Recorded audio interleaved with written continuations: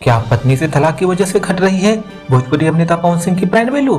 क्या ज्योति सिंह द्वारा लगाए गए आरोपों की वजह से कम हो रहा है पवन सिंह का इंडस्ट्रीज में नाम? दरअसल पवन सिंह पिछले कुछ दिनों से अपनी पत्नी ज्योति सिंह से तलाक लेने की वजह से विवादों में बने हुए हैं। दूसरी पत्नी द्वारा लगाए गए गंभीर आरोपों की वजह से अभिनेता की प्रोफेशनल लाइफ प्रभावित हो रही है। मीडिया रिपोर्ट्स की माने तो निर्माता अभय सिन्हा ने पवन सिंह की जगह खेसारी लाल यादव को अपनी अपकमिंग फिल्म के लिए साइन कर लिया है। इतना नहीं, उन्होंने अभिनेता के साथ लंदन में शूटिंग भी शुरू कर दी है। जी हाँ दोस्तों, अभी तक अगर चैनल को सब्सक्राइब नहीं किया तो चैनल को सब्सक्राइब कर लीजिए। फिल्म की कास्टिंग में हुई इस बदलाव का कारण पवन सिंह के ऊपर लगे आरोप बताए जा रहे हैं। यह कहा जा रहा है कि इस विवाद की वजह से अभिनेता की फिल्म हमार स्वाभिमान को ज्यादा स्क्रीन स्पेस नहीं मिला था, जबकि खेसारी की बोल राधा बोल को 50 से ज्यादा सिनेमाघरों में रिलीज किया गया था।